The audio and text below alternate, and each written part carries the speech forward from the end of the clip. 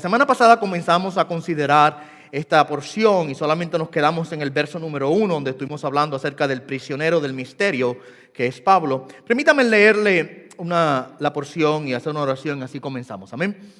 Por esta causa yo, Pablo, prisionero de Cristo Jesús, por amor de vosotros los gentiles, si en verdad habéis oído de la dispensación de la gracia de Dios que me fue dada para vosotros, que por revelación me fue dado conocer el misterio, tal como antes os escribí brevemente, en vista de lo cual, leyendo, podréis comprender mi discernimiento del misterio de Cristo, que en otras generaciones no se dio a conocer a los hijos de los hombres, como ahora ha sido revelado a sus santos apóstoles y profetas por el Espíritu, a saber, que los gentiles son coherederos y miembros del mismo cuerpo, participando igualmente de la promesa en Cristo Jesús mediante el Evangelio, del cual fui hecho ministro conforme el don de la gracia de Dios que se me ha concedido según la eficacia de su poder. A mí, que soy menos que el más pequeño de todos los santos, se me concedió esta gracia, anunciar a los gentiles las inescrutables riquezas de Cristo y sacar a la luz cuál es la dispensación del misterio que por los siglos ha estado oculto en Dios, creador de todas las cosas, a fin de que la infinita sabiduría de Dios sea ahora dada a conocer por medio de la iglesia a los principados y potestades de las regiones celestiales, conforme al propósito eterno que llevó a cabo en Cristo Jesús nuestro Señor, en quien tenemos libertad y acceso a Dios con confianza por medio de la fe en Él. Ruego por tanto que no desmayéis a causa de mis tribulaciones por vosotros, porque son vuestra gloria. Padre, te damos gracias en esta mañana por esta rica oportunidad que nos das de ahora sentarnos a tu mesa y delante de tu palabra, Señor, estamos para alimentarnos del pan vivo que se contiene en ella, Dios.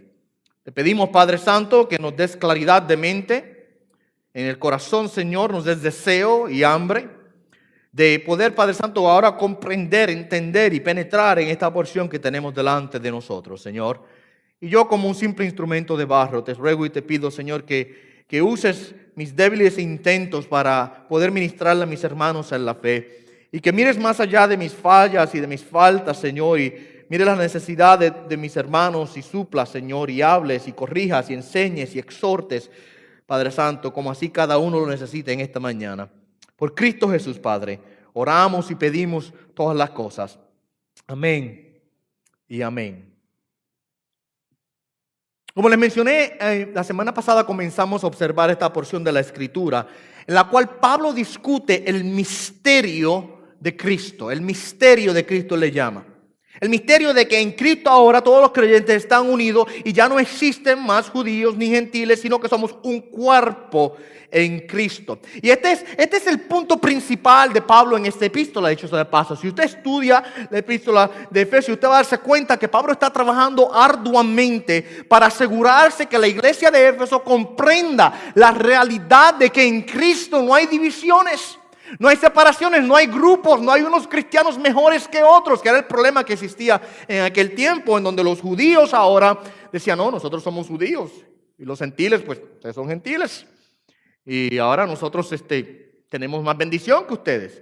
Nosotros somos el pueblo escogido de Dios. Y así por el estilo, usted sabe que era un problema grave en la iglesia. Y Pablo tiene que escribir la epístola de Efesios para corregir eso, la epístola de Gálatas para corregir eso, la epístola de Corintios le hace referencia de esto también, la epístola de Romanos se le hace referencia también. Él constantemente lidiando con el problema que existía en aquel tiempo de que algunas personas, judíos, pensaban que eran mejor que los otros cristianos porque no eran judíos. Y aquí en esta epístola él ha estado trabajando arduamente para dejarles saber a ellos la realidad de que la barrera divisoria ha sido quitada. Ya no existe pared que divide un grupo del otro. En Cristo Jesús los dos grupos han sido reconciliados y Dios ha hecho de ambos grupos un pueblo, o como él le llama, un cuerpo. Es la iglesia del Señor. Pablo aquí le llama, y esto lo discutimos la semana pasada, solamente un repaso rápido, el misterio de Cristo. ¿Por qué es que le llama el misterio? Porque es una verdad que fue oculta en el Antiguo Testamento que ahora ha sido revelada en la era de la iglesia. Eso es un misterio. Yo les dije a ustedes que en Dios hay muchos secretos. Hay secretos que le pertenecen solamente a Dios, que Él no los ha revelado todavía. Las cosas ocultas le pertenecen a Él, dice la Escritura. Hay cosas de Dios que nosotros no conocemos. Dios es infinito y el conocimiento acerca de Él es infinito. Y nuestras mentes finitas nunca podrán conocerlo todo acerca de Él. Mas, sin embargo, Dios ha revelado de sí mismo muchas cosas acerca de sí mismo para la salvación de los seres humanos, para la salvación nuestra. Y en el Antiguo Testamento, Dios escogió revelar a través de los profetas y a través de sus ministros escogidos la verdad acerca de sí mismo. Y tenemos la revelación del Antiguo Testamento. Pero, sin embargo, habían verdades que estaban en el plan divino de Dios, ser reveladas a los hombres, pero que fueron ocultas en el Antiguo Testamento. Ocultas hasta el tiempo del Nuevo Testamento, hasta el tiempo de la iglesia. Y Pablo nos dice que eso es un misterio. Son los misterios de Cristo que ahora están siendo revelados en el tiempo de la iglesia. La semana pasada no pude pasar el verso número 1, nos quedamos solamente en el verso número 1. Les prometo en esta mañana que haré el intento de llegar hasta el verso 13, de cubrir el resto de lo que queda en esta mañana. Pero estuvimos viendo cómo es que Pablo fue literalmente o es literalmente el prisionero. Cuando él está escribiendo esta epístola, él es el prisionero de este misterio. Él está en la cárcel, dije ustedes, por 5 años ya cuando él escribe esta epístola. Y la razón por la cual fue encarcelado fue porque él se atrevió a predicarle el evangelio a los gentiles. Y los judíos lo arrestaron y lo querían matar por la verdad de que él estaba enseñándole a los gentiles y aún a los judíos también de que en Cristo no había la necesidad de observar la ley mosaica, de que las ceremonias del Antiguo Testamento pasaron y en Cristo ahora es un nuevo pacto. Y esa verdad que él le ganó la cárcel. Y la semana pasada vimos cómo él era le llamamos el prisionero del misterio, el prisionero del misterio. Y vimos su perspectiva, vimos la perspectiva que él tenía, era muy diferente. Él, aunque los judíos fueron los que lo acusaron, él no se consideraba un prisionero de los judíos. Aunque los romanos en este momento eran los que lo tenían encarcelado, él no se consideraba un prisionero de los romanos. Él se llama a sí mismo el prisionero de Cristo Jesús. ¿Okay? Había las cosas muy diferentes. Estaba sufriendo cárcel, pero él sabía que era por la causa de Cristo y por eso se llama a sí mismo el prisionero de Cristo. Y también vemos el amor de Pablo por los creyentes. Él dice, yo hago esto, estoy sufriendo esto por amor de vosotros los gentiles. Vemos que él está dispuesto a sufrir aún la muerte misma, si era necesario, por la causa del evangelio y por amor a sus hermanos en la fe. Esta mañana vamos entonces a considerar los versos 12 al 13. Y le dije a ustedes la semana pasada que estos versos 12 al 13 son realmente un paréntesis. Y dicho sea de paso, si usted busca su Biblia y lee esta porción, usted va a darse cuenta que después del verso número 1 hay un paréntesis, literalmente hay un paréntesis en el texto. Y ese paréntesis no cierra hasta el final del verso 13. Pablo está a punto de hacer una oración por la iglesia de Éfeso. Eso es lo que él va a hacer. Vaya al verso número 14 y usted va a darse cuenta que él dice, por esta causa pues doblo mis rodillas. Ahí está. Él va a hacer una oración por ello. Y en el verso 1, él va a hacer la oración. Él dice, por esta causa yo, Pablo, prisionero de Cristo, por amor a vosotros los gentiles. Y hace una pausa ahí y hace un paréntesis para explicar en más detalles el misterio de Cristo, la verdad de que en Cristo judío y gentil son uno. Él quiere hacer una oración para que ellos comprendan la verdad y la belleza de este misterio. Pero antes de hacer la oración dice, pero tengo que explicarles un poquito más de esto. Y hace esa pausa. Por eso él dice, por esta causa yo, Pablo, hace el paréntesis y luego cuando caemos al verso número 14, una vez más dice, por esta causa pues, doblo mis rodillas. So, lo que tenemos en vista es una oración que él va a hacer. Él va a declarar una oración por ellos. Pero antes de declarar la oración, antes de hacer la oración, antes de doblar sus rodillas, antes de explicarles a ellos por qué es que él ora, él dice, antes de explicarle la oración, él dice, déjame explicarle primeramente las razones que motivan mi oración. Y es lo que él está haciendo. Si consideremos el misterio de Cristo que se encuentra en este paréntesis que él nos da del verso 2 al verso 13. Y manténgase conmigo en su Biblia, si usted la tiene, sea electrónica o sea de papel, porque no voy a ir en esta mañana de manera lineal, o sea, del verso 2 al 13, cubriendo uno por uno, sino que va a darse cuenta que voy a saltar hacia atrás, hacia adelante un poco, para ir haciendo los puntos que tenemos que considerar. Primeramente, consideremos el misterio explicado. El misterio explicado. Y esto es bien obvio, y ya lo hemos dicho una y otra vez. Solamente permítame repasarlo. El verso número 6 nos explica este misterio. Miren la explicación de Pablo del misterio. A saber, que los gentiles son coherederos y miembros del mismo cuerpo, participando igualmente de la promesa en Cristo Jesús mediante el Evangelio. Mira lo que dice, este es el misterio, que en Cristo Jesús los gentiles son coherederos y miembros del mismo cuerpo. Hay varias cosas ahí que me llaman la atención. Primeramente dice que somos coherederos. O sea, no somos creyentes de segunda clase. Porque yo no nací en Jerusalén o en Israel de una familia judía y ahora he venido a creer en Cristo. No quiere decir que yo ahora soy un creyente, un cristiano de segunda clase. Yo no crecí dentro de las costumbres y tradiciones judías y yo no soy de ese linaje de pueblo. Yo soy un jíbaro de campo allá de Puerto Rico. Los que son de Puerto Rico saben que soy de Orocovis allá en medio de la isla. ¿Okay? Entonces yo no soy igual que ellos.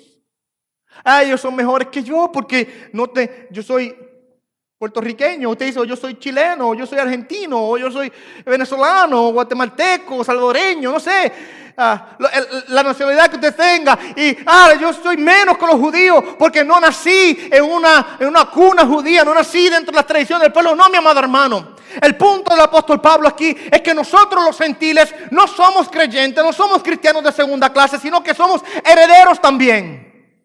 Tenemos la misma promesa, es el punto. Somos coherederos, o sea que la promesa de la herencia que le fue dada a Israel, la recibimos también nosotros.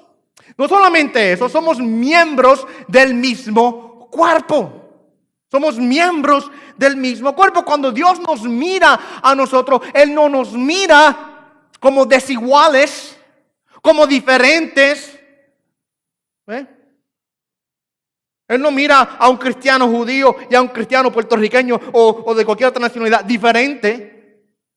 Somos miembros del mismo cuerpo. Estamos unidos en el cuerpo de Cristo. Esa enseñanza es central dentro del ministerio del apóstol Pablo. Una y otra vez, él estaba dándole constantemente a este asunto del cuerpo de Cristo y cómo es que somos miembros del cuerpo. Mira lo que dice él en 1 Corintios 12, 2 al 13. Porque así como el cuerpo es uno y tiene muchos miembros, pero todos los miembros del cuerpo, aunque son muchos, constituyen un solo cuerpo, así también es Cristo. Pues por un mismo espíritu todos fuimos bautizados en un solo cuerpo, ya judíos o griegos, ya esclavos o libres, y a todos se nos dio a beber del mismo espíritu. No hay diferencia.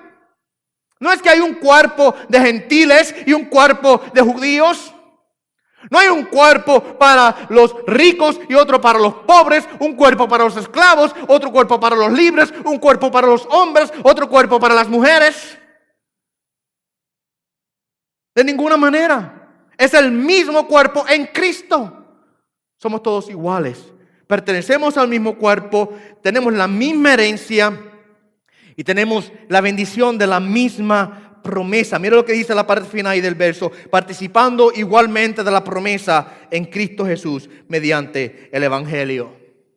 El punto es que a través del Evangelio de Cristo, mi amado hermano, la promesa de salvación y de bendición es igual. No importa quién usted sea.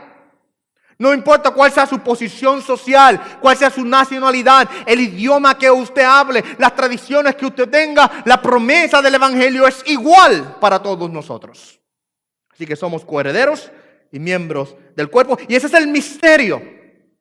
Y le explico ya mismo por qué es un misterio. El misterio de Cristo explicado, los gentiles reciben la misma bendición en Cristo que los judíos. No hay diferencia. ¿Okay? Ahora consideremos el misterio escondido. El misterio escondido. Pablo aquí en el verso 6 nos explica el misterio, pero nos dice que este misterio estuvo escondido. Mira el verso 5 y el verso 9 conmigo. Que en otras generaciones, la parte inicial del verso 5, que en otras generaciones se nos dio a conocer, no se dio, a conocer a los hijos de los hombres. Este misterio, dice, en otras generaciones no se dio a conocer a los hijos de los hombres. Mira el verso número 9. Que por los siglos, la parte final del verso 9, que por los siglos ha estado oculto en Dios, creador de todas las cosas. Que por los siglos ha estado oculto en Dios, el creador de todas las cosas. El punto es que este misterio de que en Cristo Jesús ahora se unirían todas las naciones y que todos recibiríamos la misma bendición y la misma promesa y la misma herencia, Pablo dice, por todas estas generaciones pasadas estuvo oculto. Sí, en el Antiguo Testamento hay referencias a la salvación de los gentiles. Las tenemos. Usted va y lee, la semana pasada estuvimos viéndolo, usted va y lee cómo es que en diferentes porciones del Antiguo Testamento hay referencia a que las naciones adorarán a Dios. Las naciones recibirán salvación, y etcétera, etcétera. Usted puede leer de todo desde el inicio. Es más, cuando usted observa Génesis capítulo número 12 y usted ve la promesa de Dios a Abraham o el pacto abrahámico, ahí Dios le dice a Abraham, en ti serán benditas las familias de la tierra. ¿Te ve el punto? No importaba de qué nacionalidad fuese. Y claramente había referencia a la salvación de los judíos. Pero que viniesen a ser la salvación de los gentiles. Que viniesen a ser igual ahora a los judíos. Que viniesen a recibir la misma salvación que los judíos. Que viniesen a recibir las mismas promesas. Eso era un misterio. Eso estaba oculto. Ellos no lo veían así. La semana pasada, por ejemplo, yo les enseñaba a ustedes de que en el templo, para darle un ejemplo, en el templo judío había una corte para los gentiles y otra área para los judíos. Y los gentiles no podían pasar de la corte de los gentiles. Una área específica para ellos. Si usted no era judío, usted podía llegar hasta ahí. No pases de ahí porque te metes en problemas. A la cárcel te pueden mandar y aún quitarte la vida si te atrevías a pasar de ese lugar.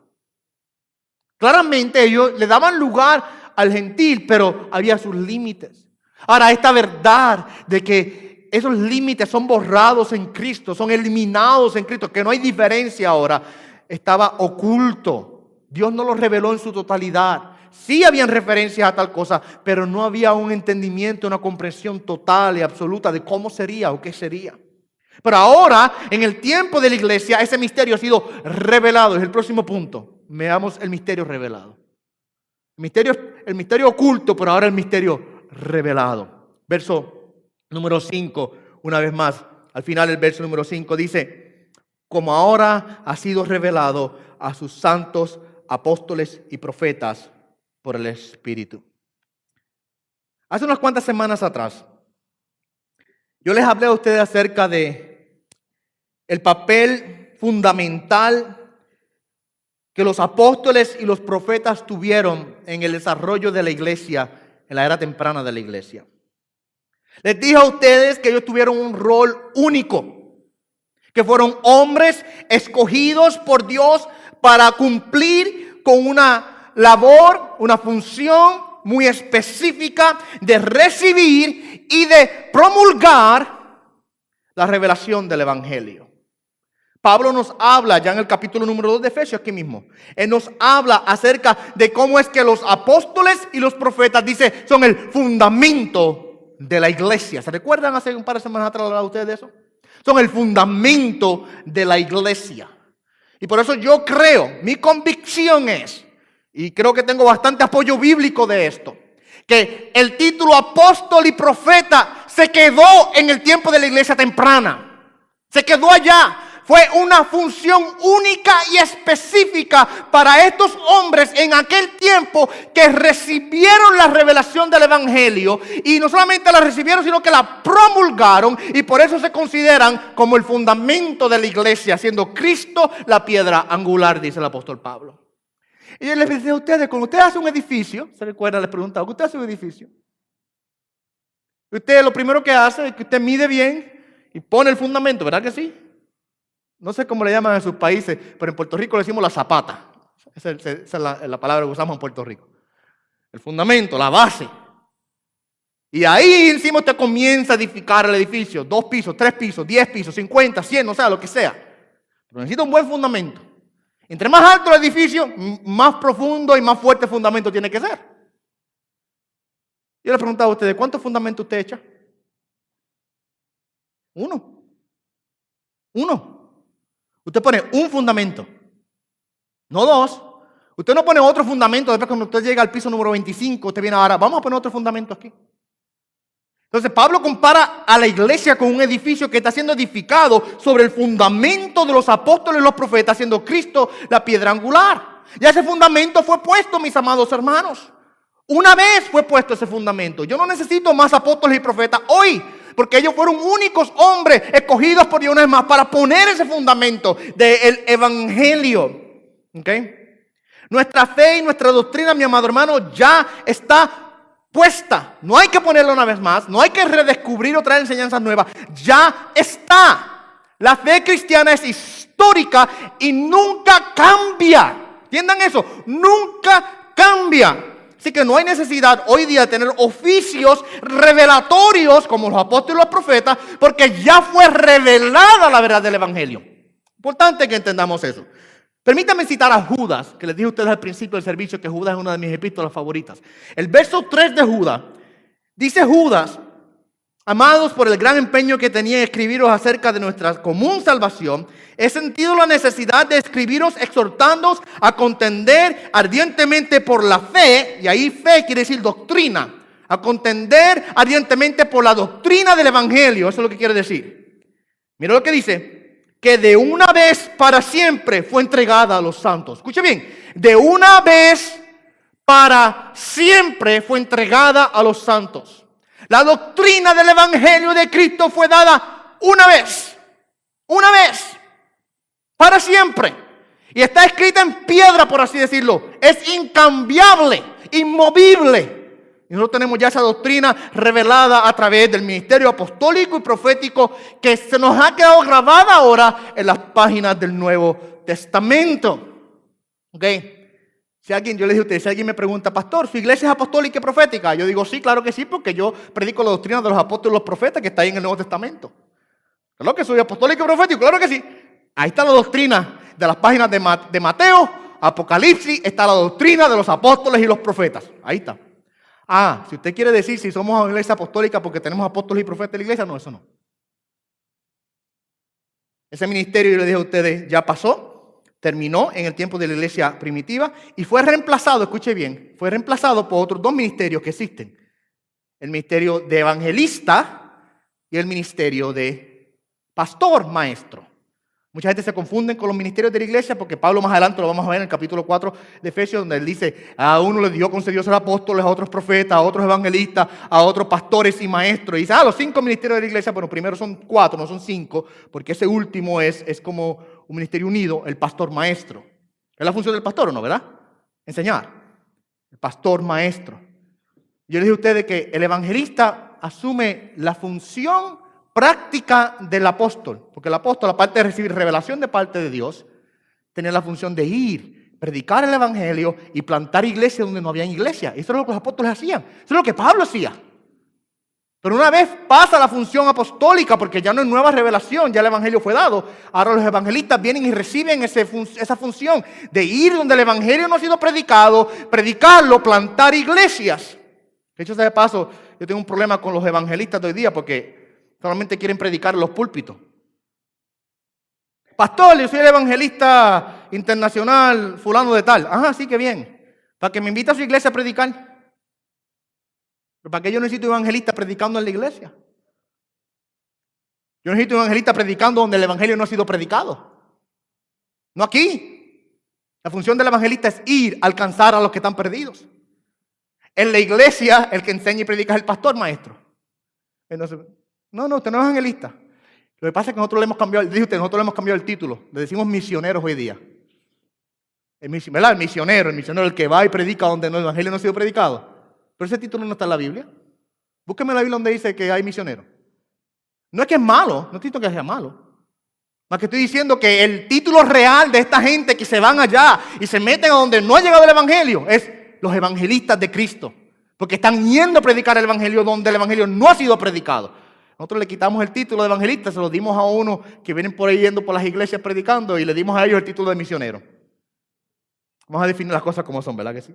Así que el evangelista hace la función del apóstol, de ir a donde el evangelio no ha sido predicado y plantar iglesia. Y el pastor hace la función de los profetas en el tiempo de la iglesia primitiva. El profeta es el que está ubicado en una iglesia, trayendo la revelación de Dios a la iglesia mientras el Nuevo Testamento era escrito. Una vez el Nuevo Testamento fue terminado y la revelación del evangelio fue dada, no hay necesidad de los profetas. Dios instituye ahora pastores, maestros en las iglesias que le enseñen a las iglesias la verdad del evangelio. ¿Okay? Así que es importante que entendamos que Dios ha revelado, escuchen bien, Dios ha revelado el misterio de Cristo. Mira cómo dice el verso 5, ha sido revelado a sus santos apóstoles y profetas por el Espíritu. Dicho sea de paso, ¿usted sabe algo? Que todo lo que se pueda saber acerca de Dios tiene que saberse a través de revelación. No hay otra forma. Nosotros como hombres que somos, seres humanos que somos, estamos muy limitados. Y no podemos conocer a Dios a menos que Dios no se nos revele a nosotros. Es la única manera que nosotros podemos conocerlo a Él. Y hay dos tipos de revelaciones, les he dicho a ustedes. La revelación general de Dios, que es la revelación de la naturaleza. Yo veo las plantas, yo veo los árboles, yo veo los animales, yo veo la luna, yo veo las estrellas. Y tengo que concluir, lo más lógico, tengo que concluir. Wow, hay un Dios que tuvo, hay alguien que tuvo que haber creado eso. ¿Verdad? Lo más lógico. Alguien tuvo que haber creado eso. Sin embargo, la naturaleza no nos da a nosotros detalles acerca de Dios. ¿Quién es Él? ¿Cuál es su nombre? ¿Cuáles son sus atributos? Etcétera, etcétera, etcétera. Y entonces necesitamos otro tipo de revelación, que es la revelación especial de Dios, que es la que tenemos en la página de la Escritura. La revelación especial de Dios. Es donde ahora Dios dice, este es mi nombre, así soy yo, estas son mis demandas y este es mi plan. Y ahí conocemos acerca de Dios de manera detallada. Y la única manera en que nosotros podemos conocer acerca de Dios es a través de la revelación de Dios. Dios tiene que revelarse al hombre. Dios está mucho más allá, mucho más lejos de nosotros. Imagínense que nosotros estamos en una cajita, una caja de cartón, encerrados ahí, y Dios está por fuera. Y nosotros quizás podemos mirar por las grietas así, o hacer un pequeño hueco en la caja de cartón y tratar de mirar hacia afuera, pero no podemos verlo con su totalidad. Para que el hombre conozca a Dios, Dios tiene que abrir la caja y meterse dentro de la caja con el hombre para que entonces el hombre pueda saber quién es Dios. Que fue lo que Dios hizo ahora a través de su Hijo, que es la revelación final y máxima de Dios al hombre, Cristo Jesús. ¿Ok? Así que Dios ha revelado el misterio que fue oculto en la edad pasada, en el tiempo pasado, lo ha revelado hoy a través de sus apóstoles y profetas por medio del Espíritu Santo. Y Pablo ahora comienza a hablar de cómo él personalmente fue el recipiente de esa revelación. Mira el verso número 2 conmigo, donde Pablo dice, si en verdad habéis oído de la dispensación de la gracia de Dios que me fue dada para vosotros. Cuando él dice ahí, si en verdad, esto no es condicional, sino descriptivo. ¿Qué quiere decir eso? La forma quizás más directa de traducirlo sería, yo estoy seguro que ya ustedes han escuchado la verdad, o ya ustedes han escuchado la dispensación de la gracia de Dios. Y mira lo que dice ahora, que me fue dada para vosotros. Pablo dice, esta gracia de Dios, esta dispensación de la gracia de Dios, o una manera más directa de traducir la palabra dispensación es esta administración de la gracia de Dios. O sea, Pablo fue hecho administrador de la gracia de Dios. Le fue dada a él para nosotros los gentiles. Verso número 3, que por revelación me fue dado a conocer el misterio, tal como antes os escribí brevemente. Mira lo que dice, me fue dada la administración de la gracia de Dios y por revelación me fue dado a conocer el misterio. Pablo fue recipiente de la revelación del misterio de Cristo. Y él hace referencia a esto en varias porciones.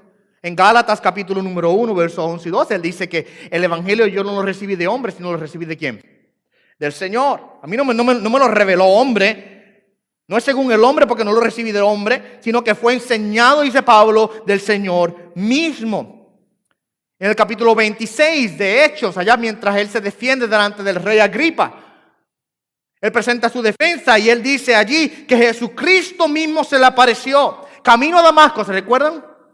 Camino a Damasco, dice, se me apareció el Señor. Y allá al principio del libro de Hechos no nos da todos los detalles de la aparición del Señor allí camino a Damasco. En el capítulo 26, Pablo da más detalles de esa aparición del Señor. De cómo es que el Señor le dice a Pablo que él había sido escogido como un instrumento para llevar el evangelio a los gentiles. Pablo fue recipiente de la revelación. Literalmente Cristo se le apareció a Pablo para entregarle el mensaje del Evangelio. El capítulo 22 de Hechos tenemos una interesantísima narración de otro evento. Después que Pablo se convierte en camino a Damasco, después que el Señor lo salva, Pablo está en Jerusalén, dice que está en el templo orando, dice que cayó en un éxtasis.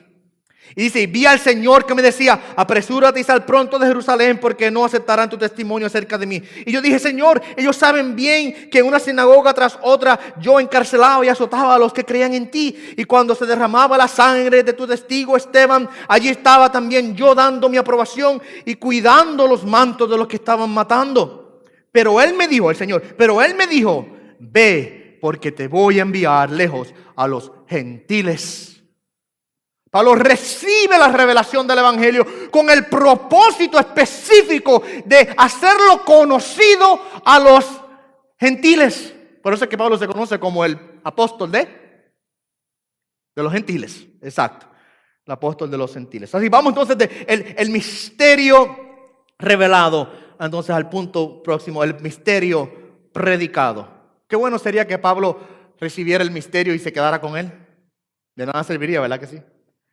Yo Pablo recibí el misterio de Cristo y lo voy a guardar en el bolsillo, me voy a quedar con él y no lo voy a compartir. No, Dios escoge a Pablo específicamente, le da la revelación del misterio de Cristo para que Pablo ahora fuese un ministro, un siervo, con el propósito de hacer este misterio conocido a todo el mundo. Mira el verso número 7 al verso número 9, dice, del cual fui hecho ministro. De este misterio, dice Pablo, yo fui hecho ministro, conforme al don de la gracia de Dios que se me ha concedido según la eficacia de su poder. Pablo entendía que su ministerio, que su llamamiento era todo una obra de la gracia de Dios.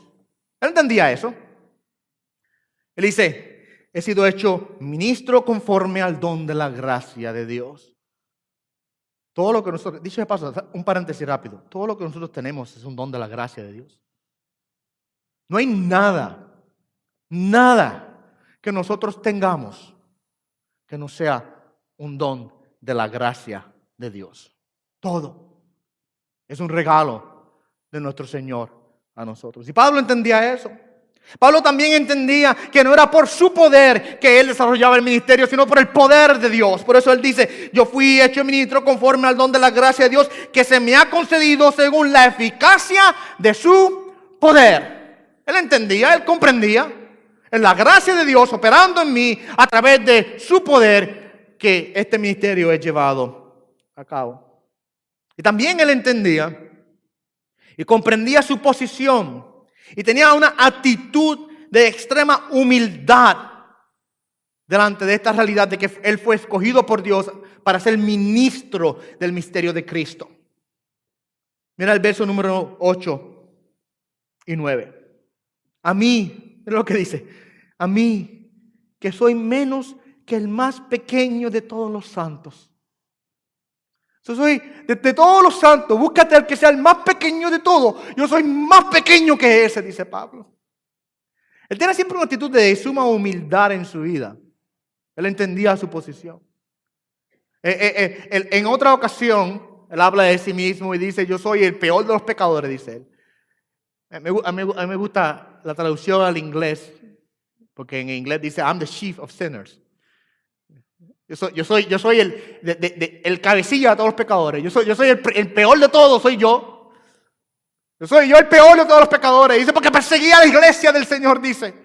Y él se veía a él con tanta bajeza, con tanta humildad, con tanta sencillez. Yo soy menor que el más pequeño que todos. No soy merecedor de esta gracia porque fui perseguidor de la iglesia. Él se veía en esa posición.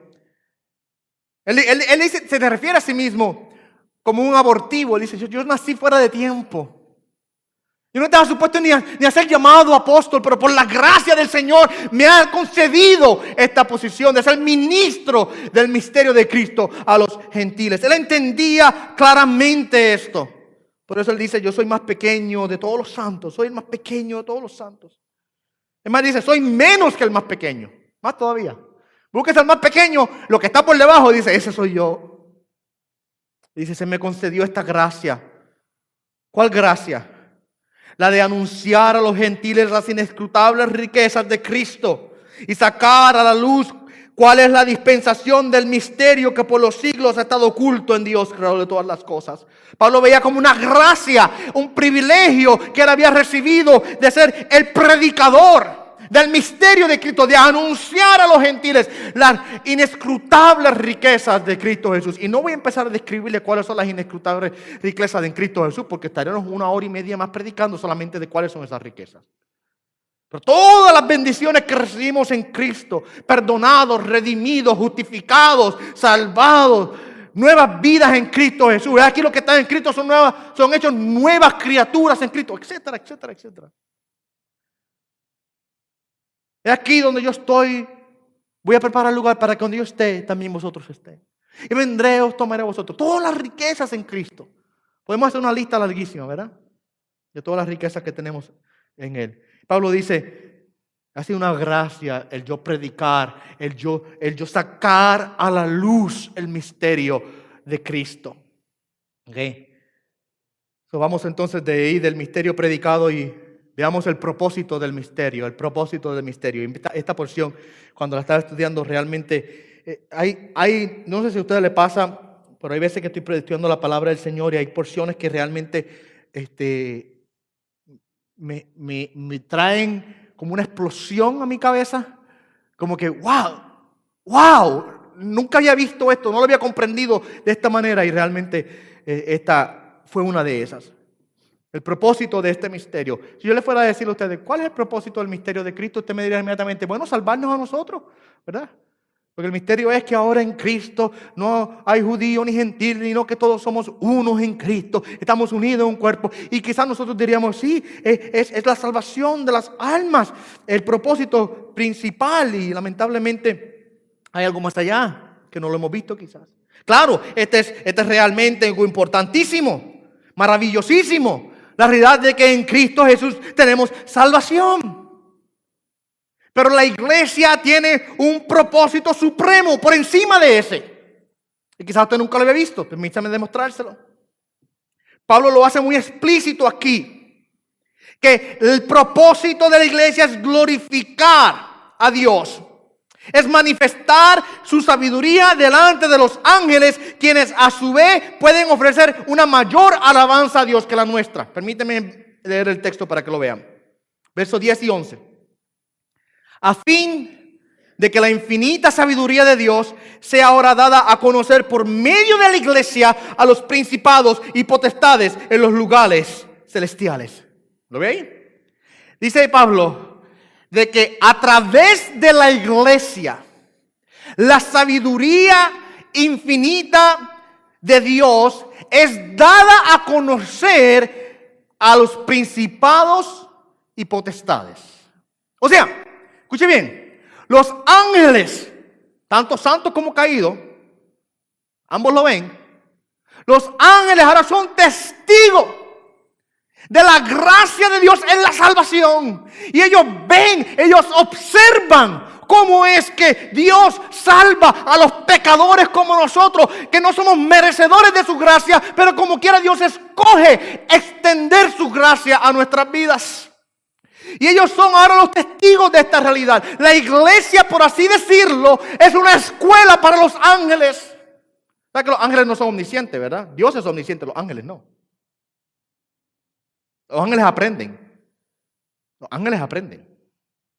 Son criaturas igual que nosotros. Son criaturas de un orden más elevado que nosotros. Claro que sí. Son criaturas que están delante de la presencia de Dios, los ángeles santos, dando gloria a Dios constantemente. Claro que sí. Pero no son omniscientes. Ellos aprenden. Y nosotros somos ahora el instrumento. Miren esto. Nosotros somos el instrumento de Dios para enseñarle a sus ángeles acerca de su sabiduría infinita y de su gracia maravillosa. Lo cual ahora genera y crea en los ángeles una adoración a Dios por esa gracia y por esa sabiduría. ¿Lo ve? Así que nosotros somos, escúcheme, motivación para la adoración celestial. Nosotros somos la motivación de la adoración en el cielo. Ellos ven, los ángeles ven a Dios tomando judíos, gentiles, esclavos y libres, hombres y mujeres, que en una ocasión juntos asesinaron al Mesías y eran dignos del infierno, los ve convirtiéndolos ahora por esa misma cruz a través de la cual mataron a Cristo y los une en un cuerpo espiritual en Cristo. Los ángeles ven a Dios derribando cada barrera, cada muro que divide y haciendo a todos los creyentes uno en una unión indivisible, infinita y eterna con el Padre, el Hijo y el Espíritu Santo y cualquier otro creyente de cualquier otra edad y circunstancia. Y ellos ven esta realidad, ellos ven esta manifestación de la gracia de Dios y ahora hay una adoración en el cielo. Cuando los ángeles son testigos de la gracia salvífica de Dios. En el libro de Lucas, capítulo 15, nos encontramos con una historia bien interesante. Jesucristo dice que estaba sentado a la mesa con unos cuantos pecadores. Y como los fariseos no podían encontrar forma de acusar a Jesús, porque cada vez que lo trataban de acusar, lo que se le iban perdiendo eran ellos. Pues entonces ahora la acusación pasa de ser en contra de Jesús directamente y comienzan ahora a acusarlo por las asociaciones de Jesús. ¿Usted se acuerda del refrán ese que dice, dime con quién andas y te diré quién eres? Pero ellos comenzaron a hacer algo similar. Ellos vieron a Jesús sentado a la mesa con pecadores, con publicanos. Y ellos lo comienzan, mira ese, con los pecadores se sienta y come y bebe con ellos. ¡Qué cosa horrible! Pues ellos veían el sentarse a la mesa como un acto de intimidad, de amistad, de relación. Y normalmente eso, ¿verdad que sí? Cuando usted quiere conocer a una persona, ¿qué es una de las cosas que mayormente se hace?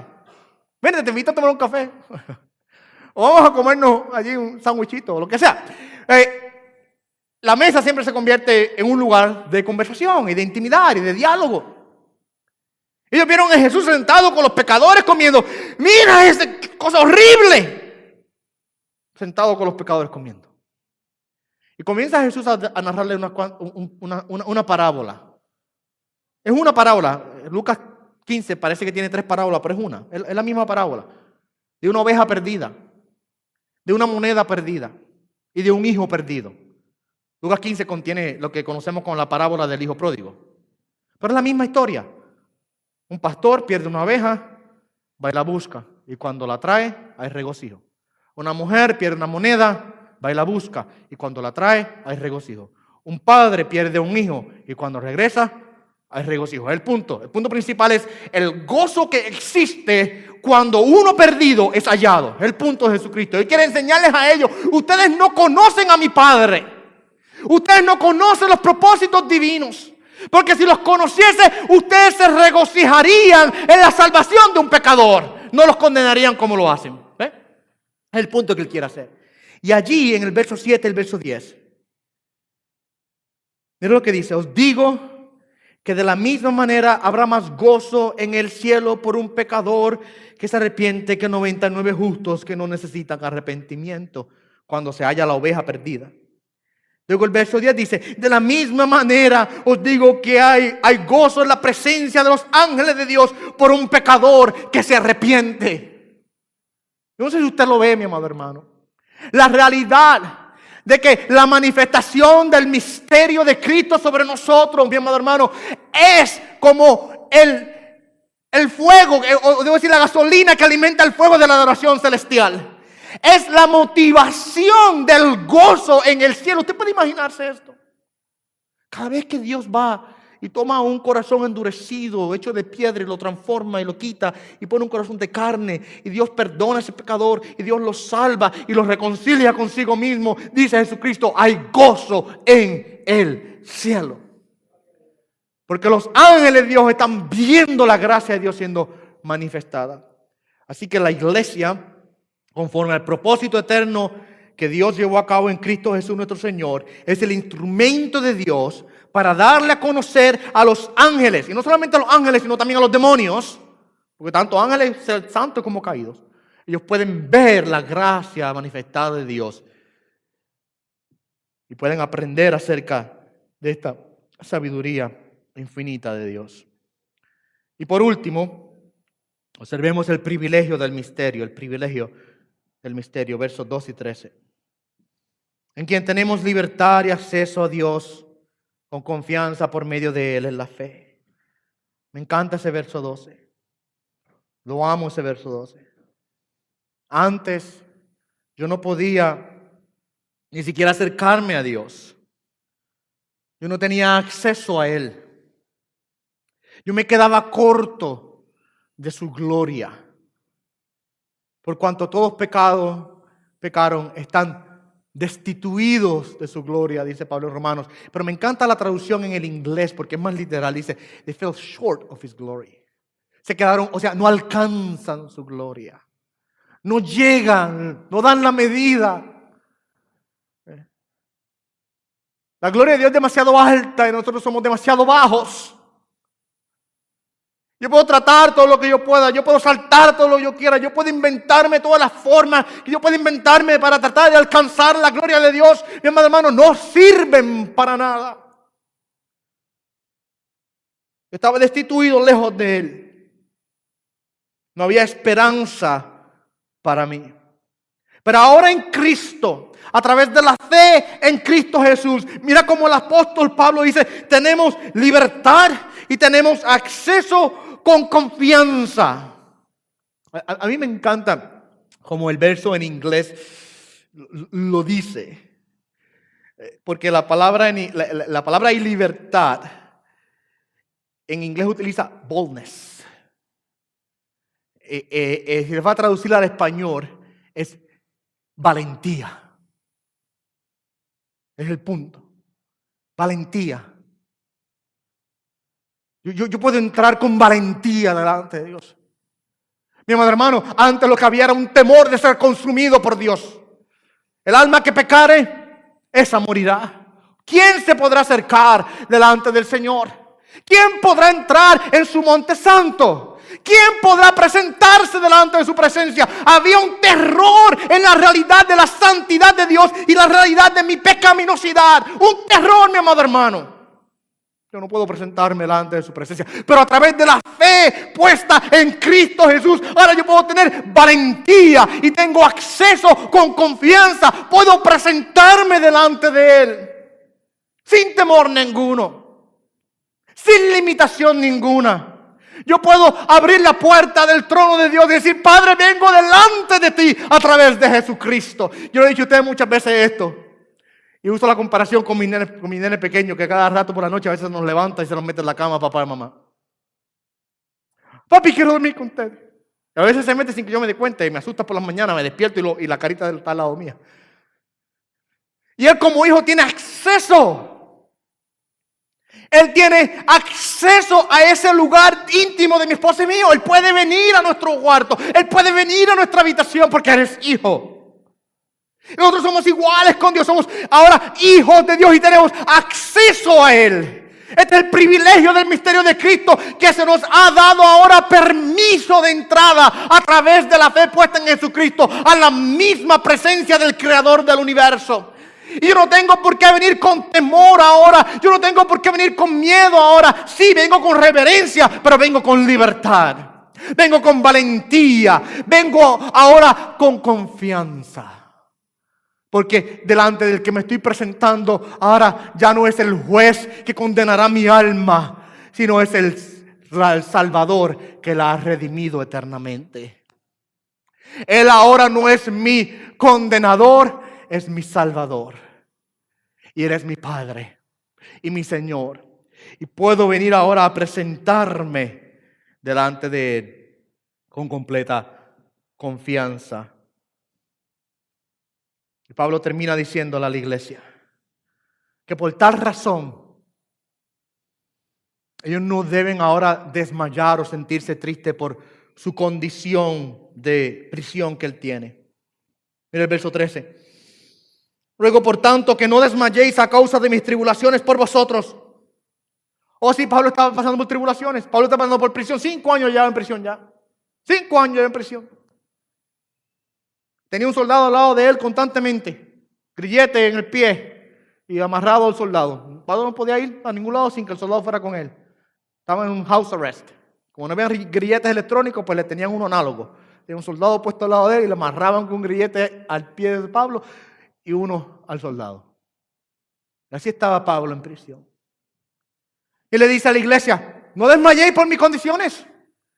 No se pongan tristes por mi situación. Entiendan que esto es para vuestra gloria. Él le dice entonces, en vez de estar tristes por mis prisiones, les pide, regocíjense en mis prisiones.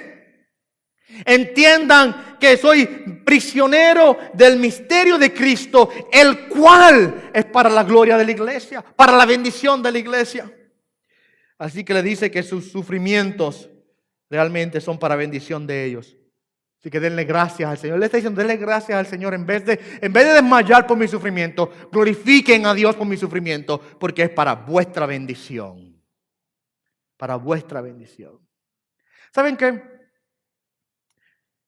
Cierro con este comentario. Esa debe ser la actitud que nosotros los creyentes debemos tener delante del sufrimiento. ¿Okay? Esa es la actitud que debemos tener delante del sufrimiento. Especialmente cuando sufrimos por la causa de Cristo.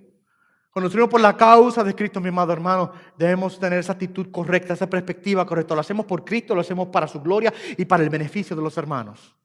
Para la bendición de los demás. Y si Dios me permite sufrir por la causa del Evangelio, que sea para la gloria suya y para la gloria de la iglesia. Pablo no veía su sufrimiento como algo para él ahora usarlo para deprimirse. Él usarlo ahora para echarse al suelo a llorar y decir, ay, ¿qué será de mí? ¿Qué será de mí? No, él lo veía como una motivación para la iglesia y una bendición para él y para la iglesia. Y esa debe ser nuestra perspectiva también. Amén. Amén. Inclinemos nuestros rostros. Señor, qué hermoso ha sido comprender el misterio de Cristo en esta mañana, Señor. Qué maravilloso y lindo y precioso es el poder entender la verdad de que somos recipientes de las mismas promesas, que somos recipientes de la misma herencia, que somos todos miembros de un mismo cuerpo, que ya no existen barreras ni divisiones, y que tú en el tiempo pasado mantuviste este misterio oculto, pero hoy nos los has revelado a través de tus santos apóstoles y profetas. Y nos has dejado en las páginas de la Escritura claramente plasmada la realidad de la verdad del Evangelio de Cristo, de este misterio, que ahora todos, judíos o gentiles, hombres o mujeres, ricos o pobres, esclavos o libres, todos somos uno en Cristo Jesús. Señor, permítenos que aprendamos a vivir esta realidad, a hacerla, Señor, constantemente presente en nuestras vidas. Ayúdanos, Señor, a que nosotros aprendamos a vivir en esa unidad que ya tú has alcanzado a favor nuestro. Y que no comencemos a erigir ahora barreras y paredes divisorias entre nosotros mismos. Si ya tú las borraste, si ya tú las quitaste, ¿por qué nosotros hemos de erigirlas una vez más? Enséñanos, Señor, entonces siempre a mantener la unidad en Cristo Jesús. Y a vivir constantemente a la luz de esta realidad de que en Él somos uno. Gracias por la bendición y el privilegio que tenemos a través del Evangelio de Cristo Jesús. Y gracias por el acceso que tenemos delante de ti. De manera constante, Señor. Tenemos un acceso delante de tu presencia que es inigual. Gracias, Señor, por bendecirnos de esa manera tan rica y hermosa. Por Jesús, tu amado Padre. Oramos. Amén y amén.